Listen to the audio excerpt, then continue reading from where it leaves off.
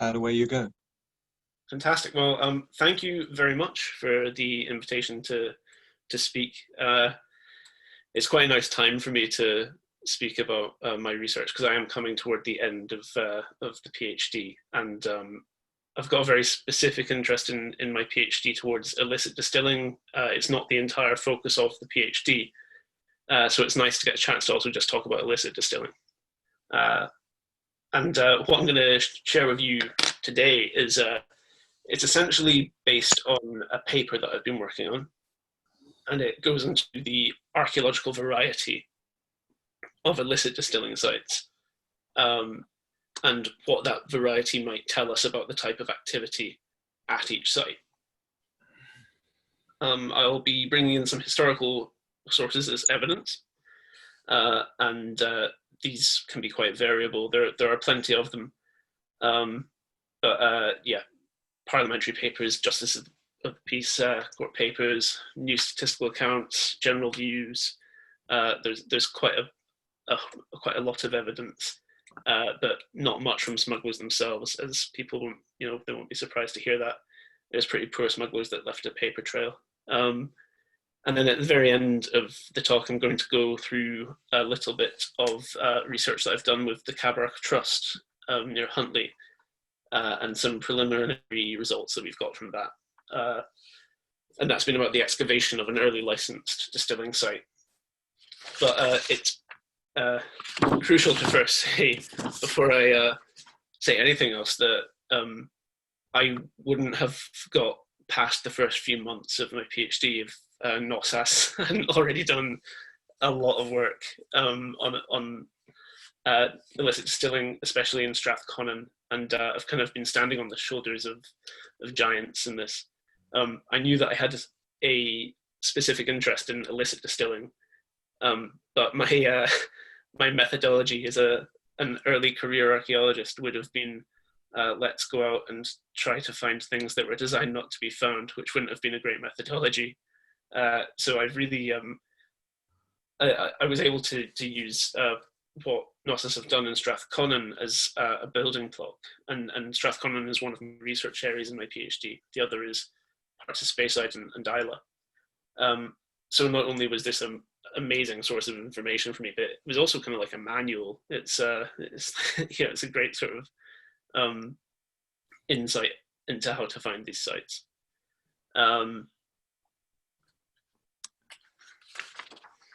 Sorry, you'll hear me shuffling my notes. I've finished a 2-hour lecture today on the Mesolithic, and then changed to doing this. So, so the archaeology of distilling can cover a few different periods and a few different types of distilling, in fact. The first would be private distilling in the household, which was perfectly legal until the 1780s. It was allowable for private households to distill in 10-gallon stills. Most of us will be familiar with illicit distilling, which we generally take in this talk to be after the 1780s and onwards. And then I'll talk about farmhouse or early licensed distilling as a kind of add-on to agriculture. And then, of course, there are big commercial distilleries too, which exist just to distill whiskey. But this set of definitions is quite messy and teleological. All of it happens all the time, and it doesn't necessarily fall into just one time frame. But what I'm talking about in this presentation is mainly illicit distilling after the 1780s.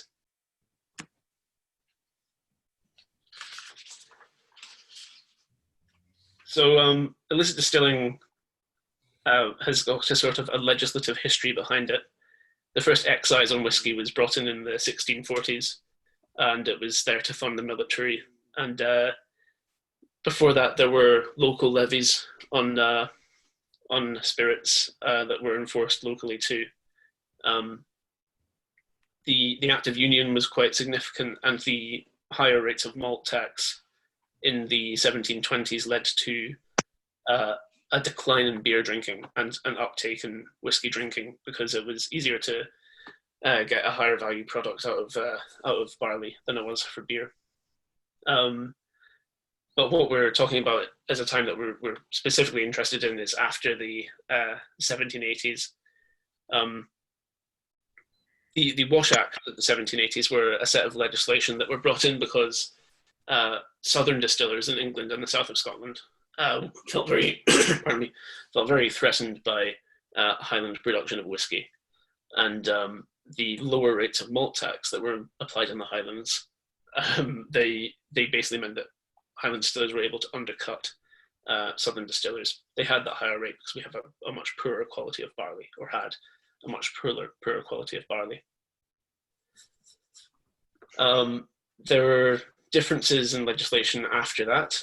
There were various prohibitions, and there were embargoes and blockades during the Napoleonic Wars. But the most crucial bit of legislation here is the introduction of a Highland line.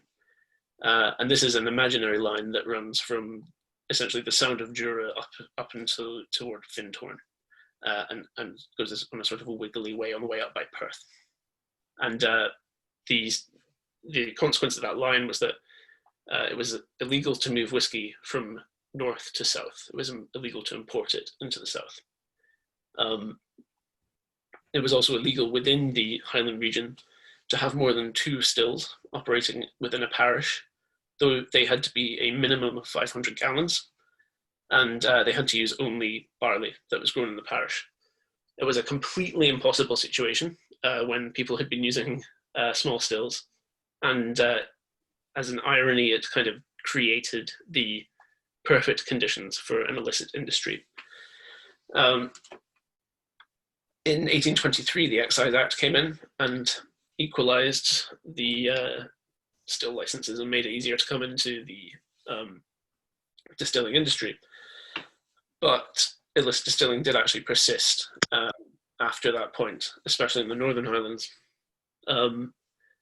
It was all summed up pretty well by Stuart of Garth, Major General Stuart of Garth, in one of his celebrated essays, the effect of this legislation, the Wash Act. And he summed it up like this: when, either by fiscal regulations or general laws, not actually criminal, or indifferent in themselves, or prohibited under heavy penalties, they have the effect of exclusion of the great mass of the community. They too often overshoot the mark and defeat their own object. Not perceiving any moral turpitude in acts which the law prohibits, people are more easily reconciled to an infraction of its provisions. And persons who would scorn to commit an act of dishonesty in the private intercourse of life would be all too ready to deem it no sin to cheat the king. Hence, smuggling, with all its evil consequences, is engendered and encouraged. So there has been research previously. Michael Given's research establishing typology, which we'll go through in a moment. Tom Devine did a very lengthy essay about distilling as peasant enterprise, and David Barrowclough did some research which described distilling as a sort of nascent nationalist activity. That perspective I don't really have much truck with, to be honest. Illicit distilling is not unique to the Highlands. It's not unique to Scotland. It happens in England too. It was happening in Ireland and in other parts of the empire as well. I think it's much more about economics. And of course, NOSAS's work has been an absolutely massive contribution to our understanding of illicit distilling. So this is that typology that Michael Given worked on. So what is a whiskey site? Well, it's a place where whiskey's been made. And that process is worth very, very quickly going over. Very simply. You get barley, you soak it, you let it germinate a bit, and then you dry it, which gives you malt. You ferment that malt with water and yeast to get a beer called wash, and then you distill that into whiskey, usually distilling it twice, but sometimes more. So these are the sites where that has happened, or where parts of that process have happened. And a distilling site could relate to any of these periods, but an illicit distilling site we're taking as a site that occurs after about 1780. So Michael Given identified 3 types of distilling site, and he did this from quite a small area in Western Scotland, and quite a small set of sites. So I think that this is to be taken as a blunt instrument, this typology. And the purpose of using it here is not to trash it, but to elaborate on it, because I think it actually stands up quite well. So the first site he identified was a platform still, which obviously is archaeologically very difficult to identify on a burn side. Platforms and flat areas can occur very naturally. The second site is the built hearth, which would just be a hearth for distilling and possibly some management of water, perhaps for cooling a still worm, which is an important part of the process. And the third is a bothy still, which is a more formally constructed bothy, a hut, which you will all be very familiar with, being NOSAS people. So this is one of the Strathconnell sites. I'm going to endeavour not to just show you Strathconnell sites, because you'll know them all. This is quite a big one. It's about, I think, 8 by 3 meters, if my memory serves me, internally. It was roofed using crux. There are crux slots in this one. Some of the other distilling bothies in Strathconnell and Wester Ross, they have evidence for post holes. So it's unusual to see crux frames. And this, the reason I'm using this bothy as an example here is the location is fantastic. It's in a sort of hanging valley. So as you know, Strathconnell goes from east to west, and then this is in a sort of valley that comes in above that strath, and it's orientated north to south, this valley. One of the things that's really important about these sites is movement of smuggled material, and this is attested to in a really unusual entry into the statistical accounts for Loch Carron, where the contributor decided to make half of his entry into the accounts in rhyme. And the rhyme is, from Castle Strom there is a road straight down to Kessock Ferry. Along this road the men of Skye do all their whiskey carry. The road from Castle Strom to Kessock Ferry is shown on the Arrowsmith maps as running directly through Strathconnell, coming in to the north of Scardroy, and within a few hundred meters of this site. And in fact, there are some very nice, like, little bridge abutments that you can still see around in Strathconnell over the burns from that. And again, this is the same site, and it's quite an important perspective. And that's as you approach the site from the south, almost impossible to see. And if that was roofed with a heather thatch, you can imagine how difficult that would be to see.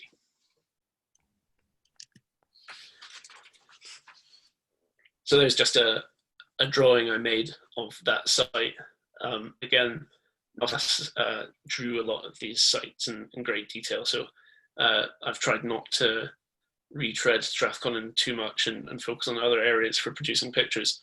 But I felt like the site merited one of my own ones. So there's a picture there to demonstrate the crux slots and also the deep pool that it's beside, which to me suggests that the barley could be being steeped there. We have oral historical records, Tober and Dulcius, about malting barley in heaps or in baskets. Usually if you go to a modern distillery, it's all laid out very flat. Well, obviously that takes up a lot of space, and it'd be more likely to be in a heap or in a basket or something like that. Tober and Dulcius is an absolute goldmine for studying illicit distilling.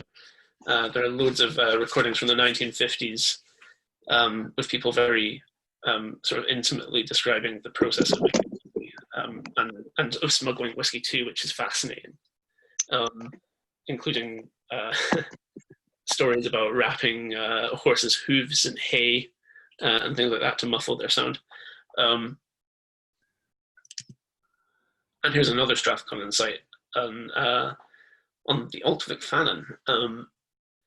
I really like this picture because it's got a really good demonstration there that there's a dip in the wall and a hearth inside. And I think this is a good demonstration of Osgood Mackenzie's description of these sites as having regularly built low stone walls, watertight heather thatch, iron pipes leading cold spring water to the still room, and such an array of tubs, casks, etc., as told that the gaugers never troubled their owners. The scale of operation at these sites is pretty extraordinary, actually. A prosecution in the Justice of the Peace Courts in 1816 from the other end of Strathconnell showed that it recorded that there were 240 gallons of wash at the site being prepared for distillation. I did a sort of a back of an envelope calculation of what that might yield earlier, and I came up with the figure of about 100 bottles of modern day whiskey. But actually, that's probably wrong, because the gaugers' manuals from just a few years later state that they use English wine gallons, which are twice the size of a standard gallon. So we might be looking at one distillation process or one batch of wash making as much as 200 bottles of whiskey. So you can really see why this was a really important economic process. And another bothy site here. This is reported by Kathy Dagg of Highland Archaeological Services. And this picture's from the Highland HER. And you can see there a really nice example of a little kind of hole in the end of that dry stone wall, probably for leading a pipe into the building. But bothies aren't necessarily all illicit, and we need to consider their position in the landscape, basically. There's one here at Dubrach on Mar Lodge Estate. You can see it is, I'm not sure if you can see my cursor, but just here by the river, and very much in the view of everyone and everything. And one of the more significant documents that I've found during my archival work is an agreement from Barcaldine Estate about where tenants were allowed to distill legally by agreement of Campbell of Barcaldine. And that stipulated that they had to be positioned by the head dike or the main dike. I think that they said main dike. And it also stipulated how much they could distill and who they could sell it to. So not the servants of Barcaldine House, for example, and also how much they could sell to anyone. So it was quite fiercely regulated in that case. And I found another site in a basically identical position to this on Isla, on Callumkill Estate. So bothies, their location matters. And if you find them by these sort of dikes, they might be a more legitimate type of site. So moving on to the second of Given's typologies, we're moving on to the built hearth. And I'll apologize right now for this incredibly unarchaeological picture. But this is actually a really easily missed thing in Glen Urquhart. It is made of dry stone. Once you lift up the moss, you can find that it's a constructed little kind of sub-rectangle, no more than a meter across each way and beside a burn in a sort of gully. I think that probably qualifies as a built hearth. In my experience, I've not come across many that look like that typology of built hearth that Given spoke about. That may be because his research focused on another area. but this one in Glenurquhart, which is where I'm from, I think probably fits the bill. And it's in a similar sort of landscape position to what you might expect from the sites in Strathconnell. It's above the usual operations of daily life, geographically above, and it's in a sort of a hollow. It's quite difficult to find, and it's actually, you can't see it in this, but it's right down a vertical slope. So it's a very small area that they're working in. Built hearths are, I think, something that can be sort of interpreted quite loosely. This picture on the left here, this is from the latest edition of Discovery and Excavation in Scotland, volume 20. I think that's the latest one. And it's a reported dry stone feature cut into a peat bank. I think that was found by Stephen Birch. And then another sketch of one that was reported to the Highland HER in the 90s. That's I'm afraid I couldn't find that site when I tried to look for it, but I found something else, which was this, which is, I'm really quite fond of this. I only went to this place a couple of days ago, but it's in an ex-sea cave. It's quite high above the waterline these days.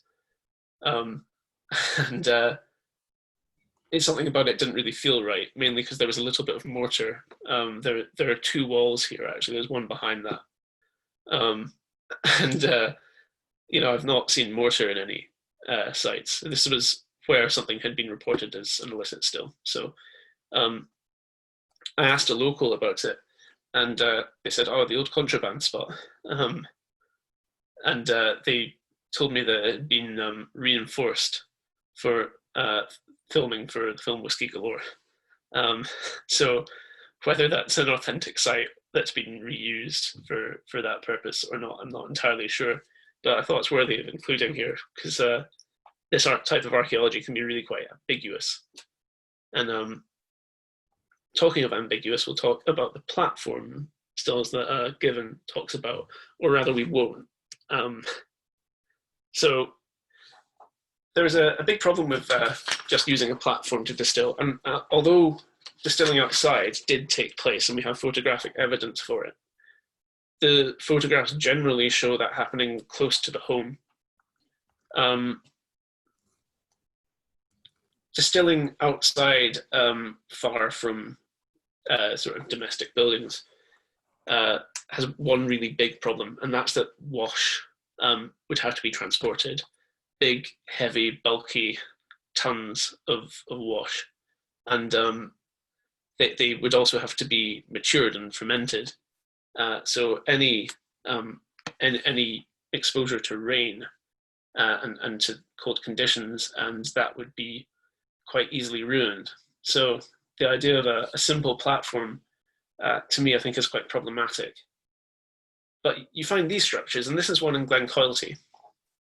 And I've got this guy in my picture is John Beach from Fiddlers and Drumnadrochit, who was my boss at the whiskey bar and the person who got me interested in whiskey. And he now comes out with me quite a lot when I go to these sites. So I wanted to get me in here. So these sites, and this one in Glencoilty, is known locally as an old distilling site. I can't find anything contradictory to that, but I also can't find anything supportive of it other than local knowledge.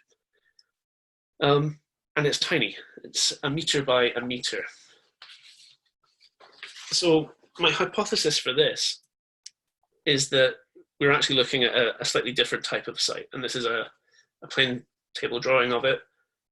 Thank you to Anne Coombs for lending me the plane table that I did this with. I hope the quality isn't too shocking. So this shows the size of that site, that shaded grey area there. That's dry stone walls standing to about 1.5 meters tall. And as I say, that site is tiny. It's about 1 meter by 1 meter. You wouldn't be able to distill in it. You might be able to use it as a shelter while you distilled outside. But I expect that's actually more to protect wash as it matures. And there's actually probably quite a good reason for that. And that's that we've got quite a lot of historical evidence of people entering into informal cooperatives to distill together. So people going away for seasonal work on farms, saving up money and going in together on whiskey stills. That would share a financial burden. It would also allow people to save up a bit of money for potential fines, which is an important consideration. And it would also mean that you could distill quite a lot, because the distilling part of the process is quite a short one. It's the making of wash that takes quite a long time. So there are a few examples of sites like this, and I think what they might represent is a place where wash was being fermented, and then these people with the stills moved between those places with the still, set up, made their stuff, and then took the still on to the next place where there was wash ready to go. Just a hypothesis, but there are a few sites like that, and I'll show you another one in just a moment. And then there are more types of sites. And one of the ones that sort of especially caught my attention was in Tom Devine's article was a mention of subterranean stills in Strathglass. There might be someone here who knows more about the archaeology of Strathglass than me. I've not actually searched the area. But there are archaeological examples of these sunken stills, and this is a really cool one from Peeblesshire, so not Highland, but this was a sort of a D-shaped distilling site with a very well-appointed drain that was excavated by the Peeblesshire Archaeological Society. I think my supervisor, Piers, was involved in this. It had a very ingenious smoke away system. So one of the things that can be a bit of a preoccupation in literature is how do you manage smoke if you're trying to avoid detection? Well, this had a very interesting flue that was basically horizontal and would have dispersed smoke over quite a long time, over quite a long area, if it worked. So how does that typology hold up? In my opinion, pretty well, actually. But there's obviously room for a lot of nuance around these sites. So I think we've got several types of built hearth in the archaeological record in the Highlands. And the platforms, as I've already said, I think they're kind of problematic and may have occurred more closer to domestic buildings. But they may also have existed alongside wash shelters. And potentially those could be quite short-lived structures. It doesn't have to be dry stone walled. But things that maybe didn't exist, didn't survive into the current day. And this site on the right here is in the Cabroch. It's a really cool site as well. And it's very similar to that site in Glencolty. It's a wee bit bigger, but only by about 50 centimeters each way. And it's got, as you can see, a small burn running right past it, where you could put cold water straight into a worm tub to cool the worm, which is the part of the still that condenses the alcoholic vapors.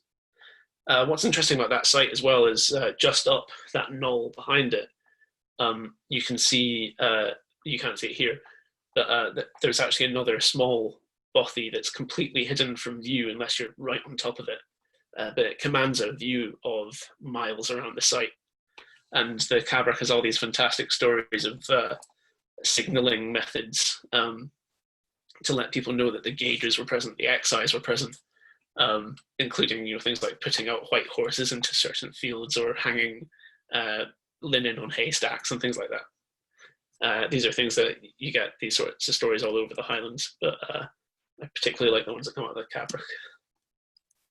So I'll talk just quite briefly about this excavation in the Cabroch, and this took place last year in April or May.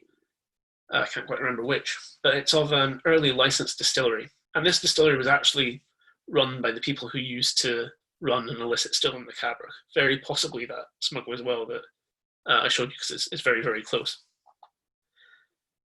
These farm distilleries tend to take them as a a sort of a satellite activity to the farm. Distilling is very good for agriculture. You get spent grain is excellent feed, and pot ale is good manure. So it brings in money and it improves the farm. But this one was a short-lived operation for a number of reasons.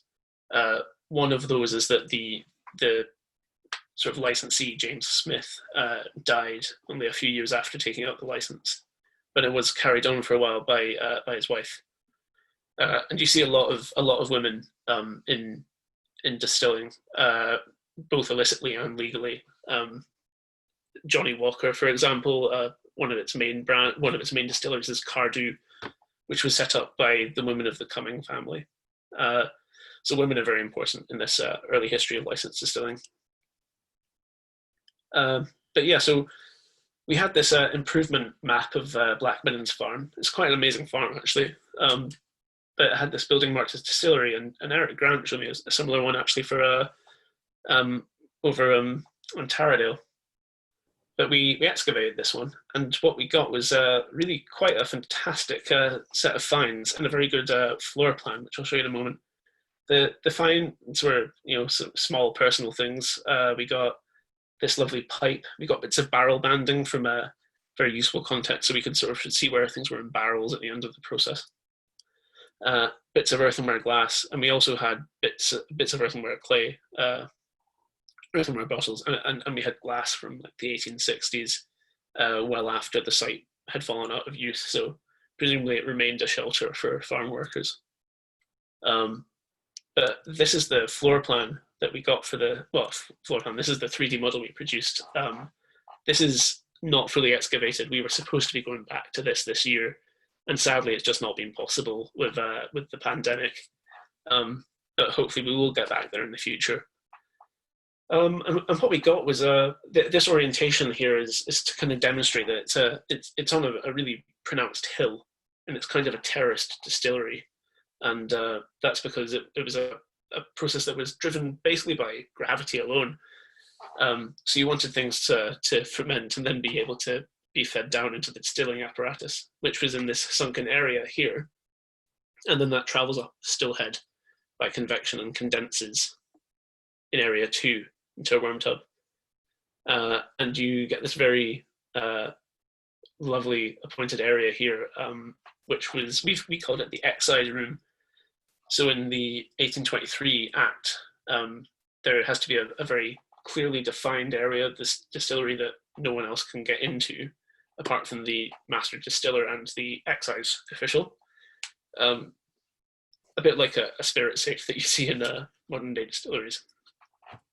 And also at the left end of that bottom room there, we've got this fantastic vent that goes right through. We initially took it just as a drain, and it may have served that purpose, but also in the legislation in 1823, it was stipulated that there had to be an air inlet straight into the still base for safety reasons. So that helped us really diagnose where that still was. And it looks like it was just one still that would have had to have been run twice, but I've been lucky to find documents in Inverary that show that the use of what were called doubling stills was something that did happen. Presumably was much less efficient, but more cheaper to set up. So that's Black Middens Distillery, and the Cabrach Trust are taking that sort of floor plan that we produced and recreating a historic distillery, which they'll be opening in coming years, with all profits going back into the community. So that was a really good opportunity to feed into quite a special project. It was also, we believe, the first excavation of a farmhouse distillery in the Highlands and Islands. There has been one in the Lowlands, and there have been sort of surveys around others, but we think that's the first one that's actually been excavated. So it was a really great opportunity to contribute to that. Well, I'm going to shut up now and say thank you very much for listening. And also, it'd be wrong not to acknowledge my supervisors who are pretty exceptional. Professor Jane Downs at Archaeology Institute, Elizabeth Ritchie at the Centre for History in Dornoch, and Piers Dixon, who I think a lot of you know. And if you have Instagram, you can follow me at Solo the Still Hunter. That's the name of my dog. And also, I'd like to acknowledge that my funding for this project came from the European Structural Investment Programme through Developing Scotland's Workforce. Thank you very much.